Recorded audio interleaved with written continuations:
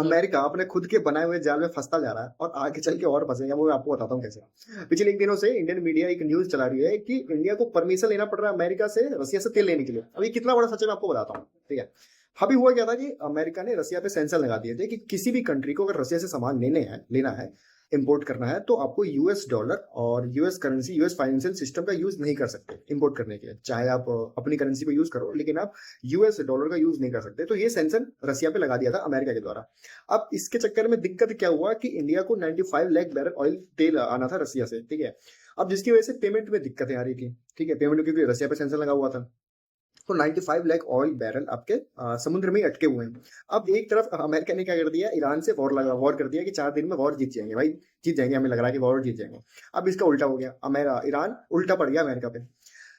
Straight of Hormuz का रास्ता, जहां से पूरे ग्लोबल ऑयल का 20% ऑयल सप्लाई होता है, ईरान ने सीधा कह दिया कि भाई वहां से अगर अमेरिका का नाव दिख गया, अमेरिका का शिप दिख गया या फिर यूरोप का शिप दिख गया, तो हम उसको टारगेट बना लेंगे, फोड़ देंगे भाई, कुछ भी कर देंगे। अब जिसकी वजह से ऑयल की सप्लाई में दिक्कतें आ रही हैं, और ऑयल की सप्लाई में दिक्कतें आने की वजह से अमेरिका को भी पता है कि अमेरिका में भी ऑयल के प्राइस बढ़ सकते हैं। अमेरिका में इन्फ्लेशन ऑलरेडी बिल्कुल टारगेट से बाहर है। फेडरल रिजर्व का टारगेट ये है कि 2% बढ़ेगा, लेकिन 3% से बढ़ रहा है टारगेट इन्फ्लेशन रेट, ठीक है।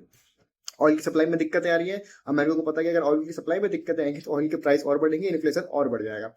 अब अमेरिका क्या देख रहा है कि जो मैंने रसिया पे सेंसर लगा रखा है, तो इंडिया को पेमेंट करने में दिक्कतें आ रही है, जिससे 95 लाख बैरल ऑयल अभी समुद्र में फंसा हुआ है। अगर वो ऐसे ही फंसा रहेगा तो इंडिया क्या करेगा, मिडिल ईस्ट कंट्रियों से लेगा। और ईरान ने इंडिया को मना नहीं किया, इंडिया को बोल रखे कि आप साउथ स्ट्रेट ऑफ हॉर्मुज के रास्ते से आप ऑयल का टैंकर लेके जा सकते हो। जिसकी वजह से क्या होगा कि इंडिया वो 95 लाख ऑयल बैरल ले नहीं पाएगा, क्योंकि पेमेंट की दिक्कत आ रही है, सेंसर लगा हुआ है।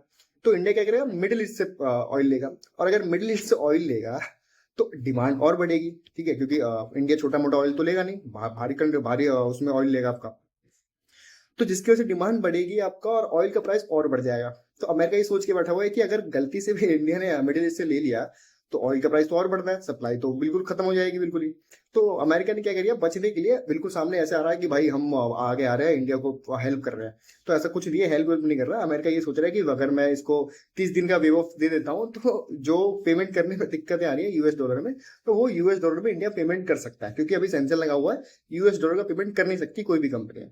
अब ये 30 दिन का वेव ऑफ दे रखा है अमेरिका ने, ताकि इंडिया पेमेंट करे यूएस डॉलर से, 95 लाख ऑयल बैरल लेके आए अपने पास, और इंडिया मिडिल ईस्ट कंट्री से तेल ना ले।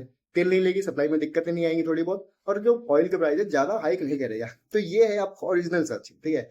इंडिया कोई परमिशन के लिए लेने की जरूरत नहीं है। अगर इंडिया को परमिशन नहीं भी मिलेगा ना,